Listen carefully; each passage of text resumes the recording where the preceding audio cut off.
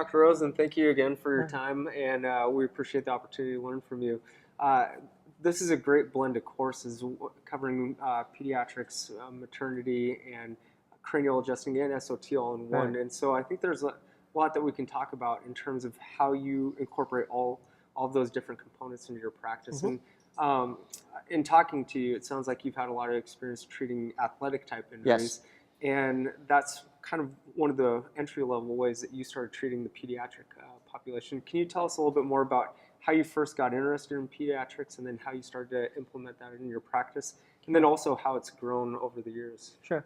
Well, I think the number one thing is going to chiropractic school and learning about chiropractic and seeing its long-term global effects on the nervous system.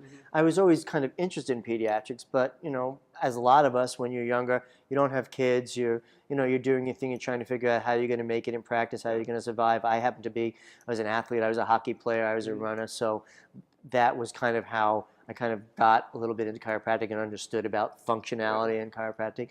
But we also, when I was in chiropractic school, I met my wife.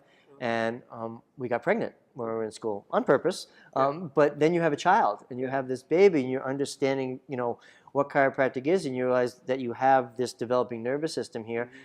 And from my understanding of chiropractic and my understanding of how subluxations occur and are produced and how they become long-term patterns, you want to do something to, just like anybody, for your kids. You want to feed your kid well, you want to take care of your kid in sickness and in health, So that was kind of how I started learning about pediatrics. I was very lucky. When I went to Life University where I graduated, and the guy who started the International Chiropractic Pediatric Association, Dr. Larry Webster, was actually the clinic director in the clinic that I worked in here. And he was just an amazing, amazing man. So I worked, when I was in school, they had an intern program, which basically you passed a certain test, and in life you're allowed to go in and adjust your own patients. You didn't have to have anybody else sign off. You could do it. So I was in that program, and I used to work at that clinic with Dr. Webster.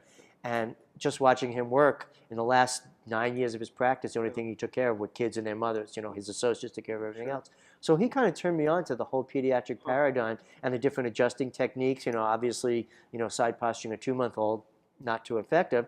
So he kind of turned me on to that, and I developed some skills with him. And I just kept working with, I was doing some upper cervical work, so that fit in very well with the pediatric paradigm. And then I got turned on to SOT, actually by my wife, who was also a chiropractor, as I said, because we were married in school, and she turned me on to SOT for my upper cervical, and I saw that there were ways to make inputs into the nervous system through that duromeningeal system that were outside of the normal range of what we learned in school, which is basically diversified adjusting. So it kind of grew very easily from taking care of my own to people seeing me do that. My kids used to come into the office, and sometimes my daughter, when she was older, she was about 2, she would ask me to adjust her in front of people. And she was actually a great marketing program for chiropractic. The other thing is, I think that as far as growing your practice, it depends on your environment. So when I first started, as I said to you earlier, I was the chiropractor for a club called the Middlesex Strider and the Framingham Track Club. I used to go to all their races and do lectures for them. So I got a lot of athletes. I worked with the trainer at one of the colleges in our town. But then when our kids got a little bit older, we decided to homeschool them. So we got in this huge homeschooling community, and there were all these kids coming to our house, meeting us, and they started becoming patients. So I would, I remember there were times you'd come into my office and there would be families, 4 or 5 families of homeschools, all with 3 and 4 kids. So there'd be like 12, 14 kids like running around the office. And it really moved me. And it really, I saw what an amazing difference it made in how these kids developed, and, in essence, how they didn't have to use standard medical procedures. I mean, they weren't getting ear infections. They weren't having asthma. They weren't on medicines all the time. The parents didn't freak out if they had a little fever. They were willing to let the body do its thing. So it was kind of a very natural development with me. And I still hang on to the practice, the sports in your practice. So I take care of a lot of kids, just like you probably do, young soccer players, young hockey players, all that. So it integrated very well into my family practice. That's great. Yeah. And so how do you see your practice growing right now? Do you focus on are these usually patients of their parents are already coming in to see you, or how have you grown? It's interesting you say that, because my marketing, I've done one of my things is lecturing. I'm very good at speaking, or I think I'm very good at speaking anyhow. So I used to do a lot of lay lectures outside in the community. When I first started practicing, 5 to 7 a month. And I would talk to anybody, whether it's a retired men's club, I talked to Shackley, garden clubs, anything, homeschooling organizations, JC, anything that would let me. So I did a lot of speaking. I got a lot of people came in. And it was really a mindset. When I started getting into pediatrics and seeing how important it was, I basically had a mindset that if you had a child, eventually within the first couple of months of understanding what I do as chiropractic, you're going to bring that child in. One of the things I did, which I think is a big mistake, but actually grew my practice, is I used to give family members free exams. And I started with free care, that stopped. So, but it's a mistake because I think in this day and age in society, people, they feel like they get what they pay for and it's free. They'd blow off appointments. So that's another long story. But basically, I expected parents to bring their children in. So the other thing that started to shift in my practice from taking out some of the sports educational is I made a pediatric corner in my waiting room. And it just had pediatric info. It had pamphlets on pediatric, had case studies, it had pictures. The other thing that I did was I started taking pictures of all the kids. We called them our chiropractic kids. So if you walk into my office, when you open the door and you look straight ahead, the first thing you see is a wall. And we changed the pictures, but there's at least 200 pictures of kids who are chiropractic patients. So not only do people see it, but kids who come in with their moms and dad, they go, I want to be on that wall. I want my picture taken. And the parents go, well, Johnny wants his picture taken. So Johnny can get his picture taken if Johnny becomes a patient, because that's for our chiropractic patients. And so it was, a mindset that your kid needs to be adjusted. And then my lay lectures, I did lay lectures in office every week. And part of that was expanding on how chiropractic care is important in the formative years. So I let it grow in that way. Wow. Yeah. That's great. Yeah. One of the things I don't deal with as many of the younger children until I had my own. And, Then things change, right? Things change. But I definitely have had over the years people bring in their kids and they aren't chiropractic patients themselves, and they say right off the bat, hey, I don't know what this is all about. Exactly. I don't know what you're going to do with my child. Help educate me. And they come in with kind of a skeptical attitude. Yeah, they do. How do you approach that, and how do you educate them? You have to be slow. You have to go slow, and you have to respect where they are. So my experience is, just like in any situation, you have to take a person from where they are, and if you want to shift their consciousness, you have to move in increments. And one of the men who I really respect in chiropractic, who's no longer with us, a man named Joe Felicia, who is one of the founders of Renaissance International, with Dr. Guy Reek, who's now the president of Life. He always said that the longer you have to talk to a patient and convince them about what you do, the shorter they're going to remain in your office. So I find that. So what I try and do is, instead of a long explanation of what chiropractic is about, I try to keep it in short tidbits. One of the things that, most often if patients come into you with what you're talking about in that situation, they're coming with symptomatic outlay or some kind of symptomatic process. So what I do is I tell them that, yes, chiropractic is going to help them with it. How? I also have a ton of information on my website, so I direct them to my website. We also have a video in the office that we show all patients on the first visit, which talks about the global aspects of subluxation. So they have to see that. I have a pamphlet that I've made called Welcome to My Office. They get one of those. So it's a little bit at a time. We're not trying to shove it down their throat. Years ago, when I, when I practiced a lot more full-time, I practice a little more part-time now, I wouldn't accept patients and, kids if less the family was a patient. Now, I've decided, because I've got so much exposure through my pediatric work with the ICPA and the stuff I do, that I get that. So I talk to them about the symptomatic process, and I take it in stages. Say, look, the first stage is trying to help your child with the symptoms, because honestly, you and I both, and they know, if the symptoms don't go away, and that's what they brought the child in for, they're not going to stay.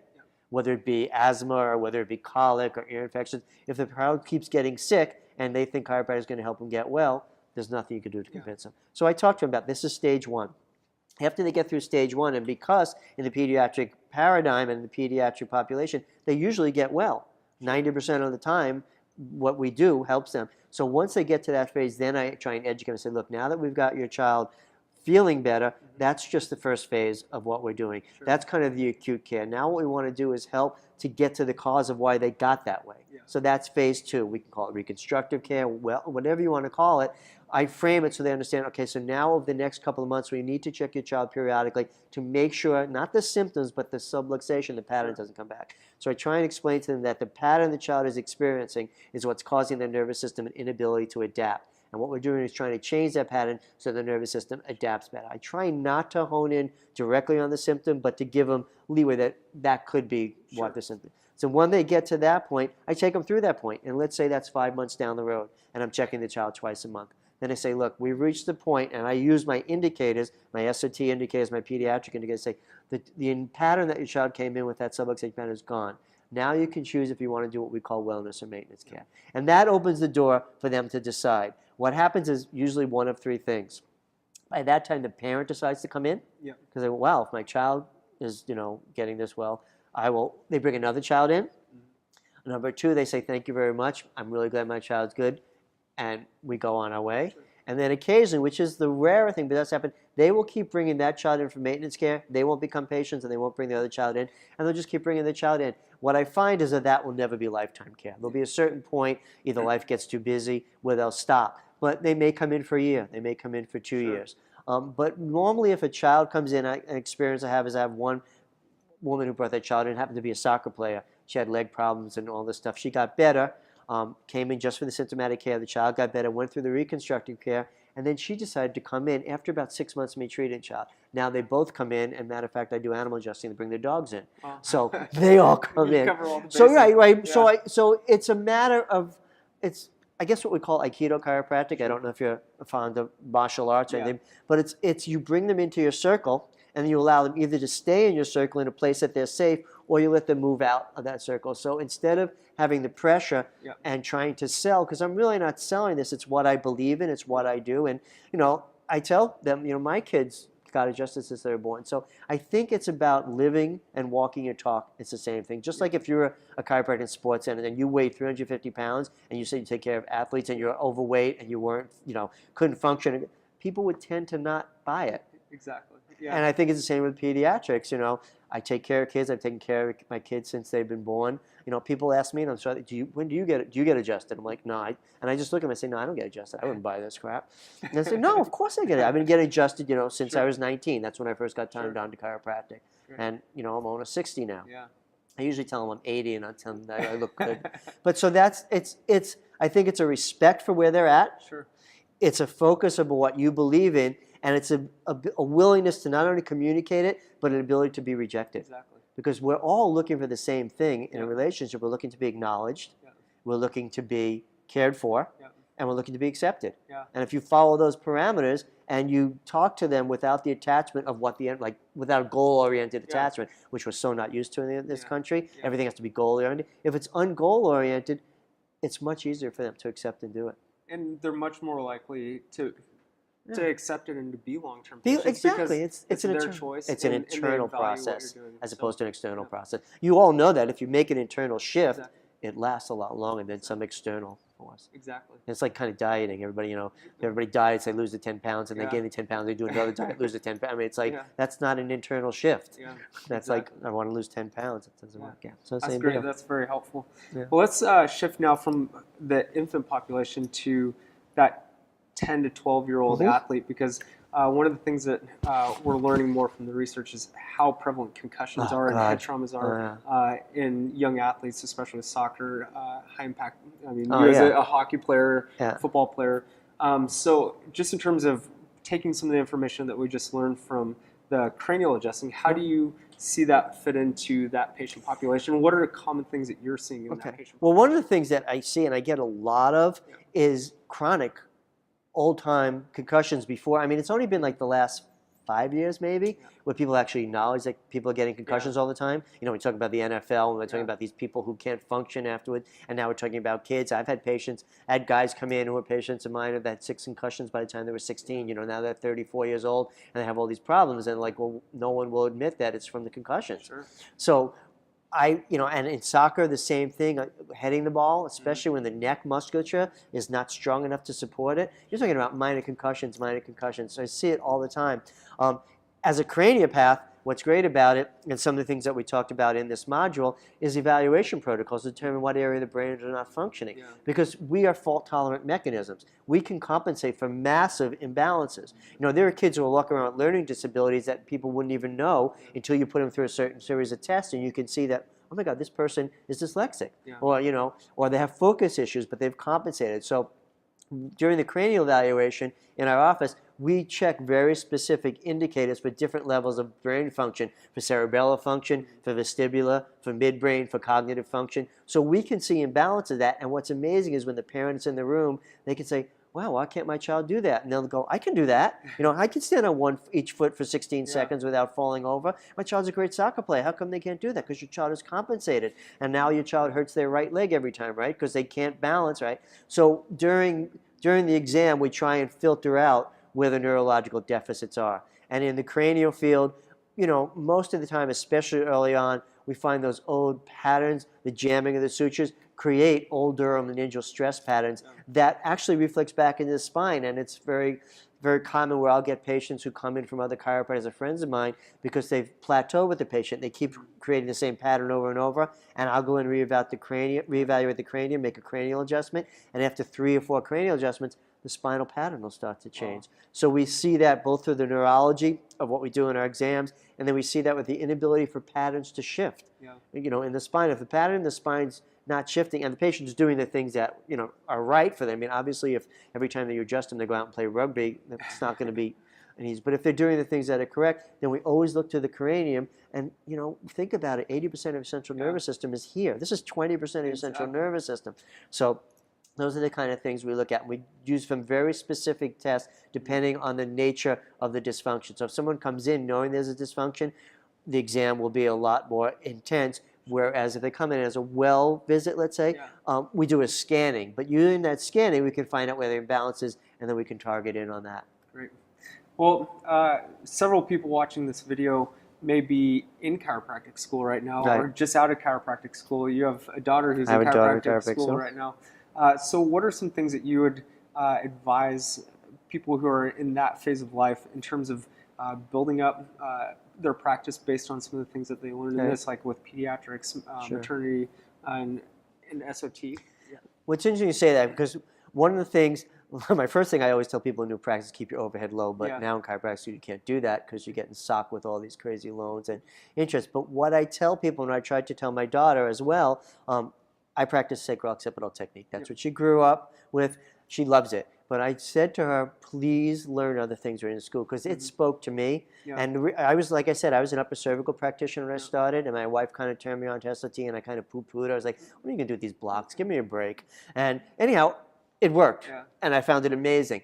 And so it really speaks to me. So I learned as much as I can about it. So I always tell the best chiropractors I know and have ever met are people who are really dedicated to the art, the science, and the philosophy. And I know it sounds trite, but that's really true. So find a technique that works for you. I don't think anyone's any better than the other. Matter of fact, my daughter, use an example, hopefully she won't be upset, but she was having some issues, and I told her to go see, there's Dr. Sweat, one of the best cervical practitioners in Atlanta. I said, go see him. You know, I don't like the way people adjust me here. They don't do the cranial work the way you do, whatever. I said, well, okay, go see him. And she got adjusted by him. She said, wow, that was amazing. I said, it's powerful, powerful stuff. This is a man who's dedicated his entire life, and his son, entire life, to this particular technique. If you're going to go see somebody, those are the people you want to see. So when you're in chiropractic school, number one, stay away from those practice management things. I won't mention any names because I don't want you to get sued.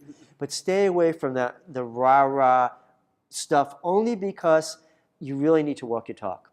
If you're telling people that you're going to unleash the optimum potential of their nervous system, then you need to have the skill set, not just lip service to it.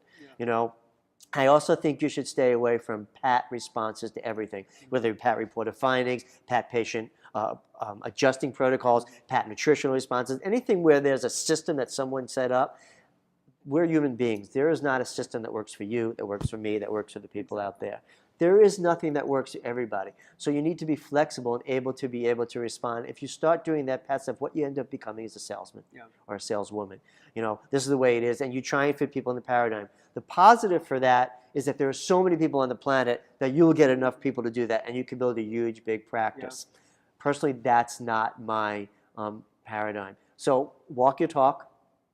Find something that really speaks to you as far as a technique, because whatever your philosophical basis is, whether it be sports injuries, whether it be nutritional, whether it be long-term lifetime chiropractic care, subluxation based, whatever it is, or structural, changes. People like Harrison and Pettibon, the models where you want. You have to be able to do that. If you're taking pre and post X-rays and telling people their spine is going to change, you better have the skill set to tell them that, to prove it. So that's what I say is find the skill set first.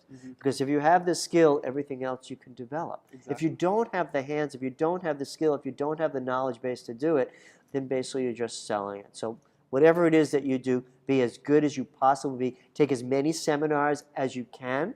If you need to find your way, being students is great, especially in a school like Life, because everybody goes there. The seminars are cheap. Take everyone. If it doesn't speak to you, leave.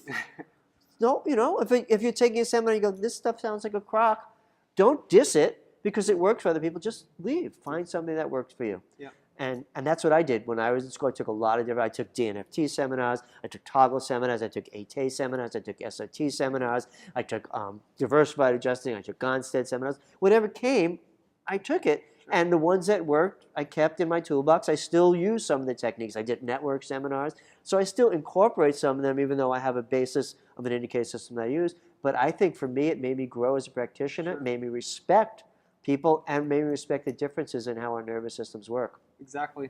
Well, I took two things away from that. Number one, I think we always ask, how do you market? How do you do this? How do you do that? Yeah. I think there's no substitute for being good. When you're good at what you do and you are dedicated to your skills and you help people, that's a great marketing tool. And people are going to be drawn to that. And so I think that's really important. And number two, also understanding what other people do and what other people specialize in. Right.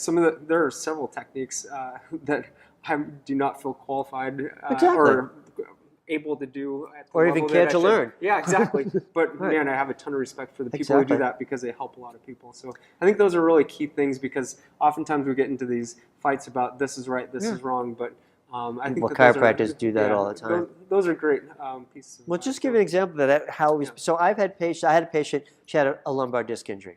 It was a herniated lumbar disc. She didn't want to do surgery. She did the cortisone injection. She stayed under care. She was doing my thing, did the cortisone injections, did all this. It didn't work, and it didn't really help what I was doing. I was mitigating the symptoms, but they really weren't there. So she asked me about doing the DX9000, one of those things. I said, look, I don't know much about it. I said, why don't you try that and see how it goes? You know what? She did the 30 treatments with that. She felt a little better. When that was over, she came back. She's still a patient of mine. It's 5 years down the road. She still has some sciatica. It's much more manageable. But the fact that I respected her choice, was willing to, oh, don't do that stuff. That's crazy stuff. It's like, let her experience it. I refer people to other practitioners, whether it be chiropractors, acupuncturists. And what I find is that when you're willing to refer somebody out and you have a basis, because my chiropractic basis is lifetime, long-term care, that if they have a symptom that doesn't resolve by me, but it resolves to another practitioner, they'll still come in to get their spines checked. Exactly. A large percentage of the time. So it's not like, oh, the fear of losing a patient. If I send them to them, they won't come back. If they have a headache and the acupuncturist take care of it, they're going to go to acupuncture the rest of their life. No, they come back. Very often, they come back and they stay as patients because you're real clear about what you're doing. Great. What you're offering. Well, one last question, I guess, for those students who are thinking, man, I want to become a specialist in maternity care. I want to be a specialist in pediatric care. What pathway would you recommend that they take? I know that you're very involved with the ICPA. It's a great organization. Giving my personality, when I got asked to do it, I looked into the ICPA. Like I said, I knew Dr. Webster, but by the time I was actually teaching with him, Dr. Webster wasn't actually involved because, like all chiropractic organizations, they went through a shift and chewing each other's leg off, whatever they did. But anyhow, I looked at the program, and it supported what I wanted to do. I thought it was really good. I know there's a couple other programs out there. I know the ICA has a program out there. I know people have taken it and like it. So again, it's the same deal. Look at those are the two biggest programs that I know of the ICPA. I think it's an amazing program. I think that there is a very diversified group of chiropractors who have several different techniques. It's not stuck on one technique. There's some practice management skills. There's some interpersonal relations skills. There's some so you want to look for a program that supports all that, because if you're going to deal with a pediatric practice, people are going to look at you as a primary care physician, whether you are or not, or we can prescribe drugs. I don't want to go into that whole big thing. But when people start bringing their babies to you, they're going to very often come to you first before they go to the pediatrician. So you're going to have a full gamut of ability to communicate, to differentially diagnose, to know when to refer out, where to refer out, and also when to be able to treat in congruence with the pediatrician. I've called dozens of pediatricians to get kids off of medications because the indicators that I'm finding are decreasing, you know, the Prilosec and the Zantac and all this stuff they give them. So you need to be able to work with it. So you want a program that's expansive enough to give you the ability to do what you do and do it. So yeah, I mean, I don't know a lot of other pediatric programs besides the ICPA one, but learn from pediatric people who, you know, who support the type of care that you want to give. You know, if it's a vitalistic type of or a subluxation-based model, or if it's you know, more of a fix-it care or acute care model. Find, again, it's really important to what speaks to you, and don't try and adapt to something that doesn't work for you, because patients will read that and they'll know it. And when you're in school, it's the best time. It's the cheapest. The programs are so much cheaper. I mean, why come out and spend, you know, $8,000 for a program that you can take in school for $500? So that's the time to explore and do that. And the other thing, and I tell my daughter this all the time, it's called the practice of chiropractic. Practice. You know, people get afraid to adjust kids, or they're afraid to adjust whatever, big people, old people, whatever. Do it. Do it with the consciousness. Do it with somebody there who can help you. But there's no way you're going to learn unless you adjust people. One of the things good about having a high volume practice is that you get to see a lot of people. So in a very short period of time, you have, you know, if you're seeing 300, 400 patients a week, or whatever it is, or, you know, 100 patients, or whatever it is, that skill set becomes part of your nervous system. You create, you know, if you play a sport, you create neuroplasticity. What I want to do as a chiropractor is create neuroplasticity in my adjusting skills. So the more times I do it, the better you get at it. It's like a golf swing, you know. The more times you swing a club the right way, the right way, the better you get. It's the same thing with adjusting. So it's really important to practice. I'm not saying don't be frivolous, be cautious, but get your hands on people. That's what you're there for schooling. When you're in clinic, you know, when you're out of clinic, you know, get your hands on as many people as you can, because that's what's going to change how you function and how you can perform. Thank you very much. This is a pleasure to have you in town and be able to learn from you. And we really look forward to having these modules come out on Healthpath. Oh, me too. Thank you very much. Bye. All right.